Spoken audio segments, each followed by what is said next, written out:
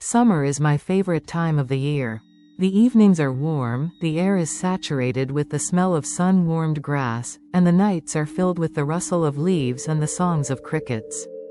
For me, summer is freedom, an opportunity to escape from the gray everyday life, to dissolve into nature, to become a part of it. When you find yourself far from civilization, under the starry sky, it seems that the whole world belongs only to you. Therefore, when my friends suggested a night hike to a nearby nature reserve, I didn't even think twice. And even if spending the night there was, to put it mildly, illegal, it didn't stop us. The forest pulled us with its uncertainty. We had a small company, just 3 people. Josh, a true hiking fan, knew how to tie 100 knots, could make a fire in any situation, and generally considered himself a modern pioneer. Tom, on the other hand, was the complete opposite of Josh. He loved comfort, but if lured by promises of fun and booze, he was willing to endure any inconvenience. And, of course, there was me, Lucy, the one who loves the night sky, forest silence and campfire stories. We set off late in the evening, when the air had already cooled down, but the ground still retained the warmth of the previous day.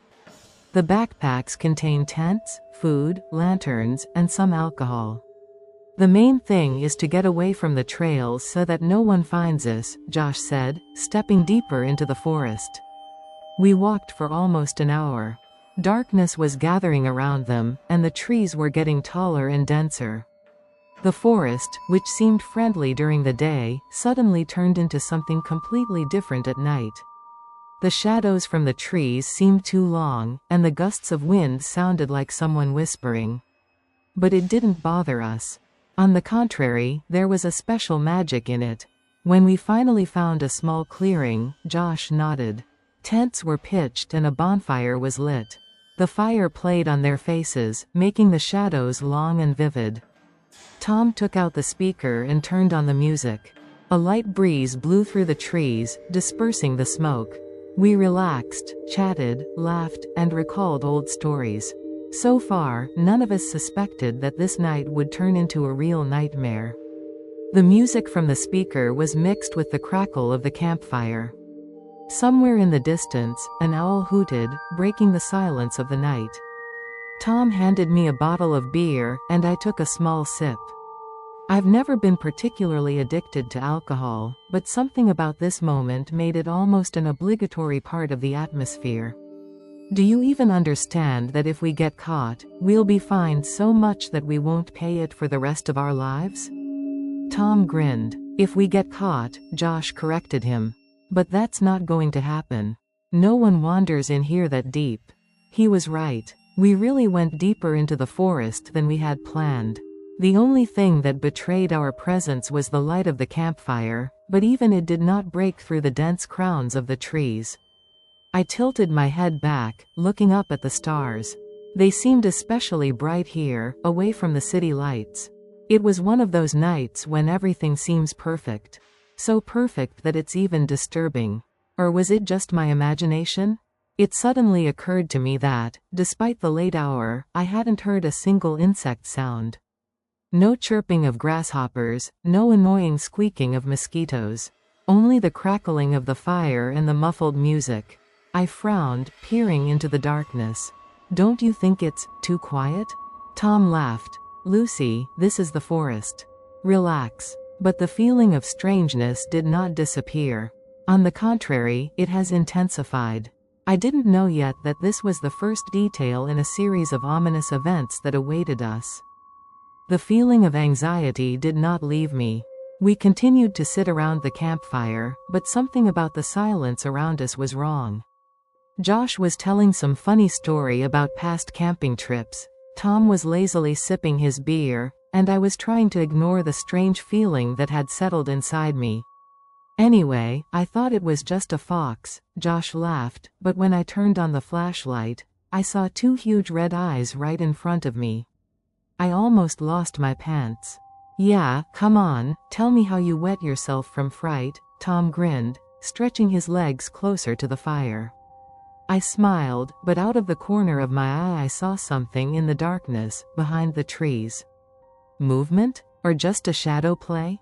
I tensed up, but I didn't raise the alarm. It's probably just a nocturnal animal. But I was haunted by the feeling that someone was watching us. We sat around the campfire for about an hour until Josh suggested we go to bed. "Wake up at 5 in the morning to see the sunrise," he announced. "Are you kidding me?" Tom groaned. "I won't be up until noon." "I don't want to get up so early either," I said.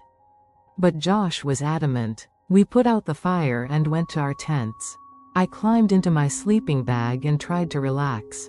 The camp was silent, except for Tom's soft snuffling coming from his tent. And then I heard it again. Whistling. Long, piercing, distinctly human. I opened my eyes abruptly. It was coming from somewhere at the edge of the clearing. I held my breath, listening. Maybe I imagined it? Maybe the wind? But after a few seconds, the whistling was repeated. I cautiously peeked out of the tent. The darkness seemed even thicker than before. The forest stood dead and motionless. Who could be whistling at this hour? I looked around, but I didn't see anything. Only blackness. "Josh?" I whispered. There was no response. My heart started pounding in my chest. I climbed out slowly, trying not to make any noise. My whole body screamed, "Don't do this," but curiosity and fear merged into one, forcing me to move. I took a step forward, and I heard footsteps. Clear, measured. Someone was walking around the camp. I froze. She wasn't breathing. The footsteps approached. Slow, heavy. I swallowed, feeling the hairs on the back of my neck stand on end. And then I saw two figures at the edge of the clearing. Silhouettes. Tall, dark, faceless. They stood and watched. Did not move. They didn't make a sound. We were just watching. I froze, unable to move. And then one of the figures slowly raised his hand. I felt my heart tighten in my chest. The hand stretched out. She pointed right at me. And then there was a whistle. Loud, shrill. At that moment, I couldn't stand it and rushed back into the tent. "Josh." "Tom," I hissed, shaking Josh's shoulder. "Get up, damn it." He groaned, opening his eyes. "What?" "There's someone here." Josh frowned and looked out. The figures disappeared. "Lucy, you seem overheated," he muttered. Maybe she had too much to drink? I wanted to say that I definitely saw them. That I'm not crazy. But Tom began to snore loudly, and I realized that there was no point in arguing. I crawled back into my sleeping bag, but I couldn't sleep for a long time. And before I passed out, I heard another distant whistle. It was a foggy morning. The forest seemed darker than usual. I tried to convince myself that it was all just my imagination. But when we started setting up camp, Josh suddenly froze, looking at the ground. "What is it?" I got closer and saw footprints. Bare footprints of human feet leading from trees to tents. Was Tom walking barefoot at night? I muttered, but Tom looked just as scared as I did. Me? Why, my shoes didn't come off at all. Josh and I exchanged glances. So someone was here. My skin prickled, but the worst was yet to come. Josh walked over to his tent, froze, and then slowly pulled back its entrance. It smelled of rotten meat. Inside, right on top of his sleeping bag, was a dead rat. Her tiny paws were turned out, and her mouth was open in a frozen, mute scream. There was a note beside her, scrawled in crooked letters. I bent down and read it, and my blood froze in my veins. Have you ever experienced this feeling? When are you sure that someone is looking at you from the dark? But once you turn around, there's no one there. Or is it just your imagination? Do you know what the scariest thing is? These footprints couldn't have appeared just like that. Someone was here. Someone was watching us. And the most frightening thing? We didn't even hear them coming. If this happened to you, what would you do? 1. Packed up and would have left immediately, despite the night? 2. Stayed and tried to figure out who it could be? 3. Pretended that nothing had happened, hoping that the fear had just played out? Write in the comments. I want to know, what would you do? Maybe I made a mistake by choosing the wrong option. But if they see me, then who's looking at you right now while you're watching this video? I bent down and read it, and my blood froze in my veins.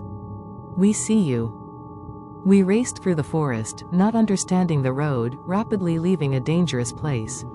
The darkness clutched us in its arms, trying to engulf us. Josh's flashlight went wild, picking out tree trunks, thickets of grass, and mysterious symbols carved into the bark. Footsteps behind us. They were approaching pretty fast. My breath was coming in short gasps, my legs were staggering, and my lungs were burning from lack of air. To the road, Josh gasped. We need to get out on the road. But there was no road.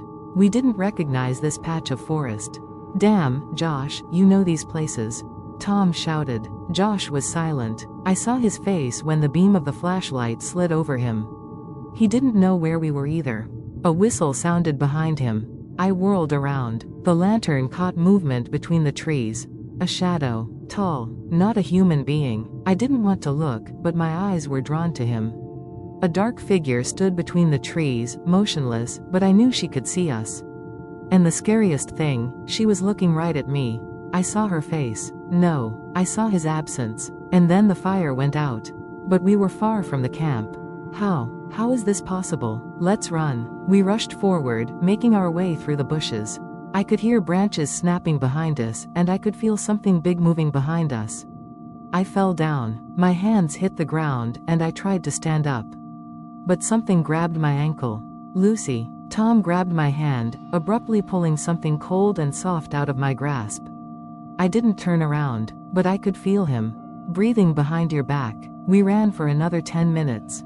And suddenly, a fire broke out in front of us. Our camp. We're back. But we were running in the other direction. I froze, feeling panic wash over me. This. Impossible, Josh whispered. The campfire was burning. The tents were in place. Chairs. And I froze. There were 3 figures sitting in our chairs. Dark silhouettes. They sat motionless, like dolls, like mannequins, but their heads were turned towards us. We didn't move. They are too. But something has changed. I realized exactly what it was when the beam of the flashlight ran through the camp. There were footprints on the ground. Bare human footprints. They led to the chairs. Let's get out of here, Tom croaked. Josh didn't move. His eyes were glued to the campfire. I followed his gaze. There was something in the flame. Something black and twisted. Burnt out. I took a closer look. It was our clothes. Step. I heard footsteps. They stood up. We turned around and ran, not thinking where. The main thing is to get out of there. It was only at the edge of the forest that I turned around. The camp was empty. No one. But I knew they were still there. They're waiting. We got to the car. They jumped in, slammed the doors, and Josh started the engine. The headlights illuminated the road. And I saw them. 4 figures. They were standing on the road. Faceless. They're tall. There were 3 of us. Someone was missing. The headlights blinked. The car stalled. Darkness descended on us. The darkness around us seemed to come to life, veiling our thoughts and subconsciously washing away the horror that haunted us. We were sitting in the car, but no mechanisms were working anymore. Only a growing panic and fear seized us. What do we do now? I whispered, feeling myself getting scared. Tom and Josh exchanged glances, and there was horror in their eyes. They both knew that running away wasn't the solution. Don't move, Josh said, his voice dangerously low. Just wait. The flashing headlights bothered me. It was as if the figures on the road began to move, as if waiting for the nearest target to attack. They looked like us, but the longer I looked, the clearer it became that they weren't just people. Their faces did not reflect emotions, they looked empty, like shapeless shadows. I remembered how the footprints in the camp led to the chairs. Bare human footprints. My heart started beating faster in my chest, and I pulled away from the window. Hey, Tom suddenly shouted. Why don't they move? The silence hung over us like a heavy curtain. Maybe they're just waiting, Josh suggested, but despite his words, the fear gripped us deeper and deeper. We sat motionless, our hearts pounding in unison with the sound of the generator. Suddenly, a thought flashed through my head. What if they were waiting for this? As if they thought we were afraid of them? At that moment, as if by magic, the car doors slammed shut, and I felt terror envelop me from head to toe. I clenched my hands into fists, trying to suppress my panic. Our only defense is this metal body, but what could it do against what we saw? Listen, Josh exclaimed. We froze, listening to the sounds of the forest. Suddenly, laughter sounded ahead. It was unnatural, hoarse, as if from afar. It's a game, I said, trying to believe what I was saying, but the anxiety took hold of me again. We have to get out of here, I said decisively, noticing that Josh was being consumed by fear. He sat motionless, his gaze fixed on the road. You don't understand, he said, we should never have come here.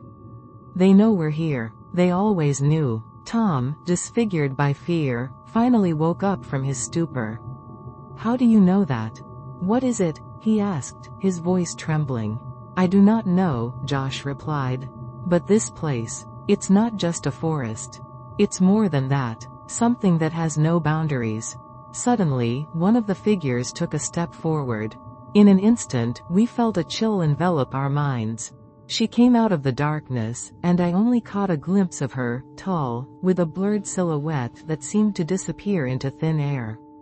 Anna, Tom shouted, pointing out the window, but I couldn't take my eyes off that image anymore. He was close, too close. Close your eyes, Josh shouted, but it was too late. I could feel them leaning against our consciousness, like heavy shadows filling the car. They're looking for our soul. In the midst of the horrors, I screamed. We can't stay here. With sudden determination, I grabbed the door and threw it open, rushing into the night. The wind whipped around me like a whirlwind, as if trying to get me back into the car. Josh and Tom, not understanding, ran out after him. Cover yourself, I shouted, taking a step to the side. But such steps have not freed us from the control of the creatures. They led us right into the heart of the forest. I felt like my legs wouldn't obey me. Where are you going? Tom shouted. Who deserved her fate? Scattering the branches that sometimes hit me, we raced further into the depths of the forest in endless chaos. My legs were getting tired fast, and my body seemed to be losing touch with my mind.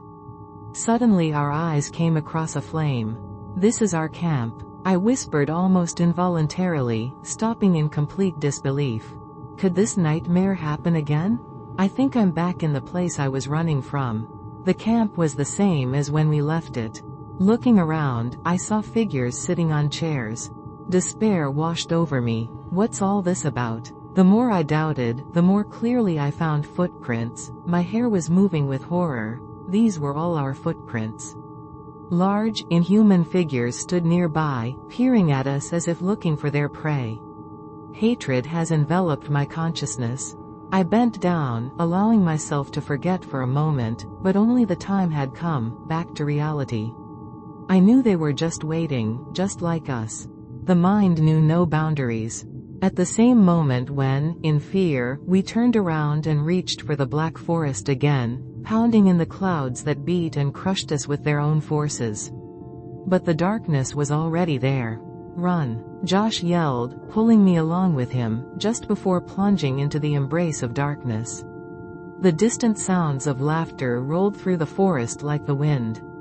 It was only when we got out of the woods, becoming a victim, that I realized what was left behind. A thin laugh, like laughing shadows. Time has passed. The night squeezed us in its arms, and now, having chosen the path, we realized that the horrors of the forest had become our reality. The fear was like a mismatch, and the sounds were getting closer. 3 figures remained behind, but one was still nearby.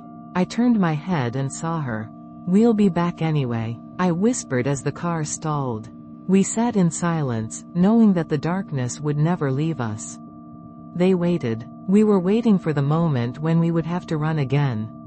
The dark figures were seen again in the blizzard of light. They were already quite close, and we knew that this forest would pay for its greed. At dusk, I looked out the window. The headlights were fading away, and an unbearable weight lay on my heart. We weren't alone, and this is just the beginning. Eventually, they'll find us. Trapped in the metal capsule of the car, we felt the silence spreading through the air, filling every corner. Time seemed to stand still, and I realized that darkness doesn't just surround us. It enters us, penetrating our soul and filling it with anxiety. What should we do? Tom said painfully, his voice sounding like an echo in the void. We can't stop, Josh said, his eyes reflecting the same panic that filled me. We need to find a way out. Somewhere. I nodded, even though I knew deep down that there might be no way out. We were too deep in the clutches of the forest. And his dark forces were already playing with us like a cat with a mouse. Tom turned abruptly and looked out the window. Look at this. Stop it, he shouted, pointing to the far corner of the street. I looked too and saw a faint light, like hope, so far away, but still existing. This could be our chance, Josh said, his voice filled with new determination. We rushed to the door, but the moment we started to leave, I felt cold breath on the back of my neck again. They were here. Hurry up, I screamed, forcing myself and my friends into a terrifying choice. Leave the shelter or stay, hoping it was an illusion. With burning in our lungs, we rushed to the light without looking back. Laughter and whispers could be heard behind us, as if invisible creatures accompanied our running. Every step added to the oppressive feeling that all this would not end, that we had not come here by chance. As I approached the light, I remembered, we have to get back to camp. I blurted out, as if that could save us. How can we? They already know we're here, Tom exclaimed, fear filling his voice. But my instinct led me. I knew that something important was hiding in the camp, something that could be turned against our pursuers. As we got closer, everything seemed to freeze. I saw chairs, just like the last time, but now it wasn't the figures sitting in them, but our own images, distorted, gloomy, as if reflecting our worst fears. It's a trap, Josh shouted. Don't come any closer. But to my surprise, his words didn't work. The forest came to life again, whirling us into its captivity. I felt the forces of the forest begin to overwhelm me, and at the same moment I realized that this was the moment of true struggle. We need to destroy them, I shouted, grabbing the stripped axe that was left on the ground. Tom and Josh looked at me doubtfully, but I saw a spark in their eyes. Light a fire, I shouted, anticipating the only remedy against the dark forces. We didn't waste any time, and soon a fire broke out on the ground. I threw my fears, my remorse, everything that connected me to this forest at him. The figures sitting in the chairs began to disappear as they were washed away in the flames. Everything swirled in a whirlwind of light and darkness. I froze, watching as the wooden silhouettes began to bleed black, and suddenly everything froze. There was silence for a moment. And then, like surf on a sandy beach, the power of the forest receded. We were back in the car. The terrible shadows retreated deep into the trees, and finally we were free. I was gasping for breath, but I knew we were out. We seemed to be safe now, Josh said, wiping the sweat from his forehead. But I knew it wasn't over. I could still feel the weight of darkness behind me. We have to get out of here. Far and fast, I said, ready to take with me the horror that left its mark on our minds. We set off, leaving this sinister land. And despite the darkness that was left behind, I understood that the forest does not forget. He will always be waiting for us, while his shadows follow us, high up, like figures in the night. And it is this fear that has become part of our journey. We left, but this darkness was coming with us now. Forever.